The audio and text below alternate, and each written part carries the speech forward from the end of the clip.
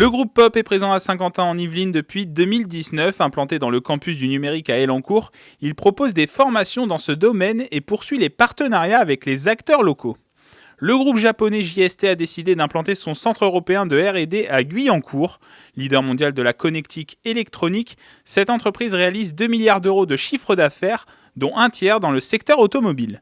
Le site d'Airbus Defence and Space d'Elancourt collabore depuis la crise sanitaire avec la start-up Recnorec. Cette société implantée à Plaisir est spécialisée dans le traitement des déchets plastiques pour fabriquer un matériau particulier.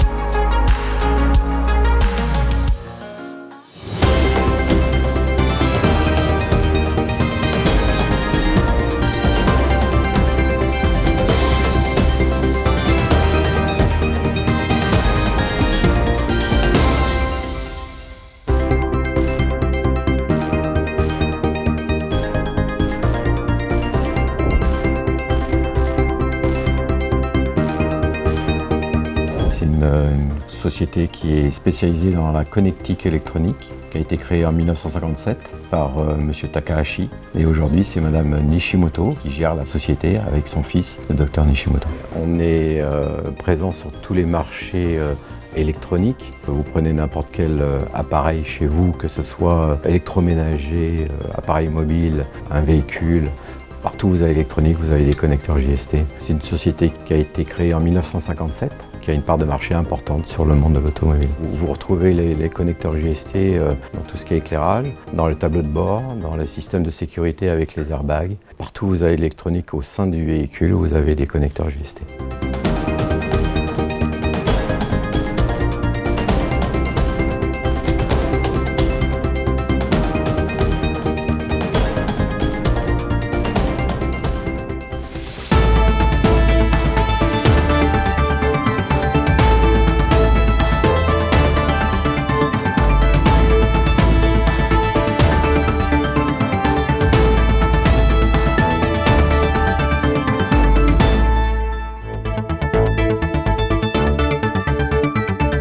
Il est proche de nos clients, à savoir Stellantis, Renault, Valeo, qui sont des clients à fort potentiel pour GST. On développe un partenariat depuis plus de 20 ans. Être proche du client, c'est vraiment dans l'axe de la manière d'agir de la culture japonaise, au moins de l'entreprise. C'est Customer Needs, c'est le besoin du client et le client a besoin d'avoir ses fournisseurs près de lui.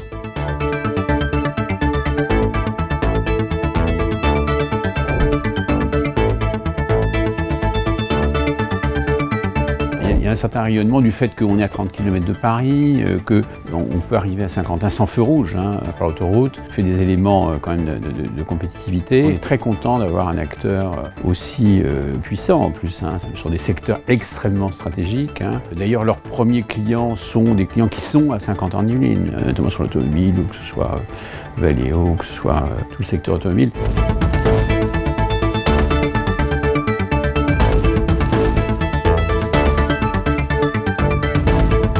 Si on suit le planning, on rentrera dans les locaux au même moment que les Jeux Olympiques. R&D principalement, centre commerce européen, voilà, développer, être proche du client, aller voir les clients pour pouvoir développer pour eux des nouvelles connectiques électroniques. À l'intérieur de l'entreprise, il faut qu'on soit comme à la maison pour être bien. Donc si on est bien au travail, on va fournir un travail de qualité.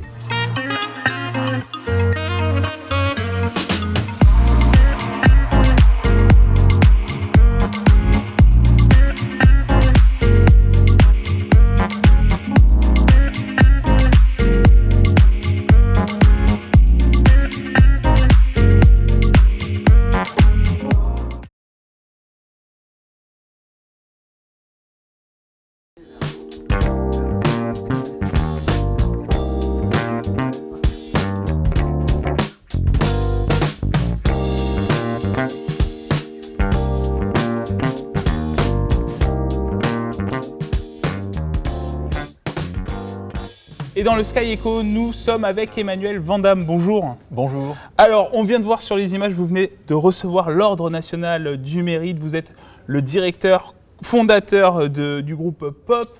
le groupe POP, un acteur important de l'inclusion du numérique. Hein. Et vous êtes présent sur le territoire de Saint-Quentin-en-Yvelines. Et alors, acteur de l'inclusion du numérique, c'est large. En quoi vous agissez là-dedans? Tout à fait. Alors nous, POP, on a la particularité d'agir sur toute la chaîne de valeur finalement de ce qu'on appelle le numérique inclusif. C'est-à-dire qu'on a des actions de médiation vraiment pour aider les gens qui sont en galère face à des démarches numériques ou qui ont le souhait de monter en compétences pour répondre à leurs besoins personnels.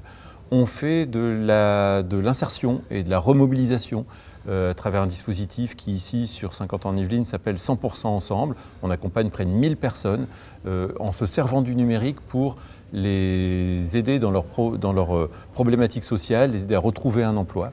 On fait de la formation avec Pop School et en complément de médiation, insertion, formation, on a aussi un rôle d'accompagnement des acteurs. On travaille avec des collectivités, on travaille avec des acteurs associatifs pour les aider à mieux travailler sur ces sujets d'inclusion numérique. Vous êtes un entrepreneur social et c'est ce parcours d'entrepreneur social qui a été honoré ce soir. Tout à fait. C'est vrai que moi j'ai un long parcours d'entrepreneur social, j'ai créé plusieurs entreprises, toujours dans ce secteur finalement du numérique inclusif. Je suis vraiment persuadé qu'on est face à une transition numérique qui touche la société et qu'il est important d'accompagner par des démarches inclusives, solidaires, faire en sorte vraiment que chacun trouve sa place dans la société numérique. La mission de POP telle qu'on l'a définie, c'est faire société numérique. Et ça vaut pour les habitants, mais ça vaut aussi pour les acteurs économiques, pour les acteurs éducatifs.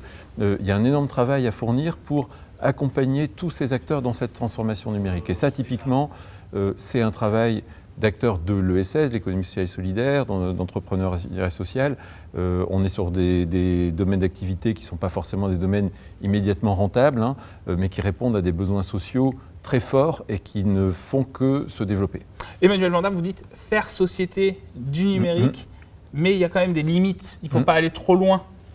Oui, alors ça fait partie tout à fait de ce qu'on fait sur le numérique. C'est-à-dire, le numérique n'est pas une fin en soi.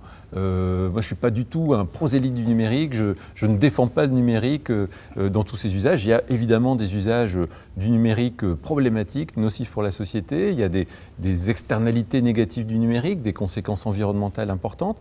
L'important n'est pas de faire plus de numérique, mais de faire mieux de numérique et de faire en sorte que chacun utilise le numérique à bon escient pour répondre à ses besoins sans être finalement dépendant des technologies, mais en maîtrisant ces technologies. Et là où je voulais en venir en disant ça, c'est que des acteurs comme POP sont essentiels pour faire comprendre cela à l'ensemble de la population. Hein. Tout à fait. C'est vrai que le rôle d'acteurs comme nous qui font de l'insertion, de la médiation numérique est vraiment essentiel si on veut faire en sorte que des territoires, un territoire comme Saint-Quentin-en-Yvelines par exemple, s'empare vraiment du numérique, ne soit pas simplement un objet, un marché du numérique pour les géants du numérique, ces fameux GAFAM qui font peur un peu à tout le monde. Il est important de générer des services numériques de proximité, de ramener le numérique au plus près du territoire pour garder aussi la valeur que le numérique permet de créer sur ce territoire. Merci beaucoup Emmanuel Van Damme. Merci. Je rappelle, vous êtes fondateur et directeur du groupe POP et justement vous dites que ça se passe dans les territoires. Et on va aller vous rejoindre tout de suite Romain Blotaz, qui est coordinateur de Pop School au niveau de l'Île-de-France et qui s'occupe de l'activité au quotidien de Pop School à Saint-Quentin-en-Yvelines. Vous allez voir tout de suite la transition sur ces images.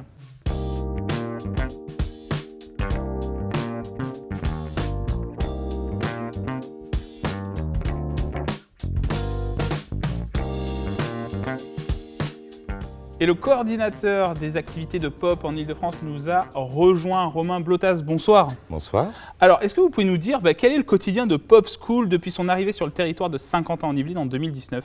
En fait, le territoire de Pop School, le quotidien de Pop School s'est transformé finalement en quotidien de Pop, puisque historiquement en 2019, quand nous sommes arrivés, Pop School avait pour ambition et pour objectif, en accord avec l'agglomération de Saint-Quentin-en-Yvelines, de s'installer dans le lieu que nous avons vu tout à l'heure, qui est ce campus numérique de l'agglomération de Saint-Quentin-en-Yvelines, avec 2 formations dans les domaines de la cybersécurité et de l'IoT.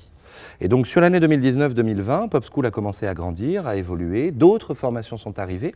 Aujourd'hui, on fait des formations dans le domaine du design, on fait des formations dans le domaine de la médiation numérique, avec la formation actuellement de formateurs et animateurs numériques. Donc ce sont vraiment des métiers qui sont à la croisée des chemins entre l'inclusion et la capacité de Pop à faire société, et en même temps le numérique et la capacité à transmettre le numérique au tout venant et au tout public. Pop School aujourd'hui travaille aussi avec de nombreuses entreprises. On est aussi en relation avec les écoles, puisqu'il y a l'école de 1600 qui a accueilli certains de nos jeunes. Enfin, voilà, on est de plus en plus ouvert. Quand vous dites que vous êtes ouverte, finalement, le siège de Pop est à Elancourt, mais vous orientez aussi sur les 12 communes du territoire. Notamment, on pense à ce Summer Camp qui a eu lieu en 2020 où vous êtes ouvert à l'ensemble des Saint-Quentinois à ce moment-là. Exactement. Et en fait, ce Summer Camp, ça a été un peu la genèse de l'ouverture au groupe et aux autres activités du groupe, donc à l'intérêt de faire société.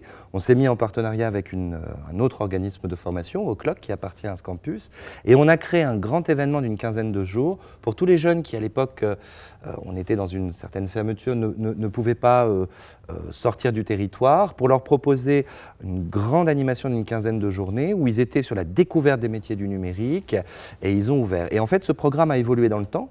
Et aujourd'hui, nous sommes, grâce à l'agglomération qui est porteur de ce projet et d'autres acteurs, on travaille avec les cités des métiers, les centres sociaux, on a plus de 250 partenaires sur le projet. Et donc, Pop Île-de-France aujourd'hui porte ce programme ensemble à 100%. Et tout cela, Romain Blotas, donc avec cette mission d'inclusion, mais surtout l'autre enjeu, et ça sera ma dernière question pour conclure cet entretien.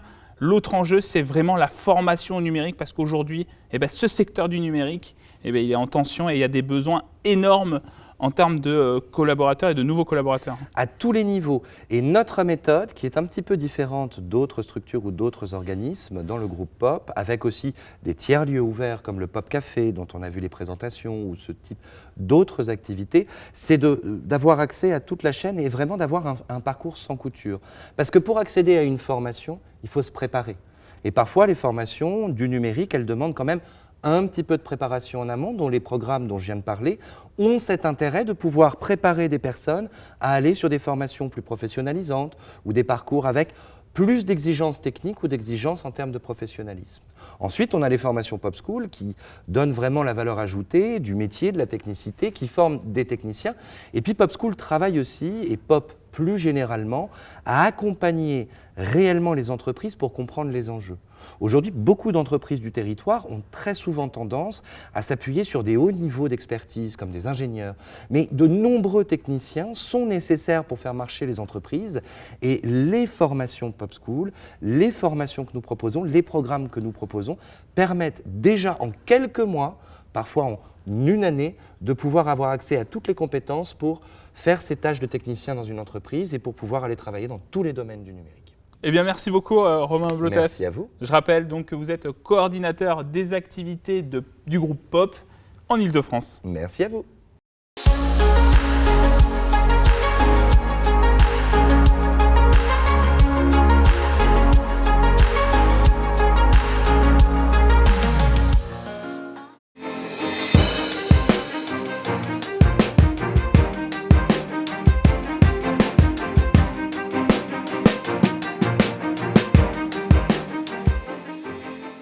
Bonjour, Laurent Legendre, directeur régional Airbus Développement. Bonjour, je suis Godine Solaire, je suis la fondatrice de Recnorec, une start-up sociale qui développe une solution industrielle de recyclage des plastiques orphelins pour fabriquer des matériaux qui viennent remplacer le bois dans beaucoup d'applications.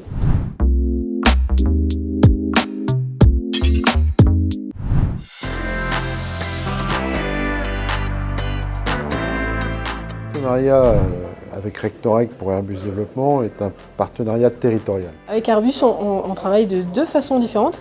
L'une avec Airbus pour la collecte des masques du site d'Elancourt, qui a été une opération pilote pour prouver la faisabilité de ce recyclage dans le process Recnorec, comme un déchet non recyclable qu'on peut intégrer dans notre recette matériaux. Une grosse avancée technologique, personne ne le faisait avant. C'est la première fois que ça se fait en France à ma connaissance et ça nous a paru très intéressant, d'autant plus intéressant qu'on a pu en faire la promotion pendant le Covid et qu'on a permis de trouver une solution pour recycler les masques d'Airbus qui n'étaient pas recyclables. Et l'autre, c'est une collaboration avec Airbus Développement au travers d'un prêt participatif. Airbus Développement a souhaité nous encourager dans cette création d'emplois la plus locale possible autour de son implantation dans les Yvelines. J'ai vu autre chose. J'ai vu aussi un projet industriel sur le territoire qui va générer des emplois et qui est en train de faire sa première implantation industrielle, qui est en train de prendre ses locaux industriels. Et il y aura aussi, à mon avis, des partenariats parce qu'avec ces matériaux-là, on peut faire aussi du mobilier urbain.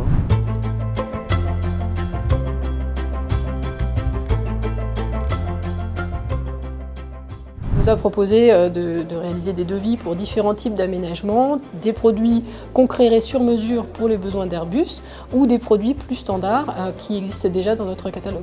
Le guéridon sur lequel je m'appuie est un guéridon dans lequel il y a 10% de masques recyclés et c'est un guéridon qui fera probablement partie du mobilier du site.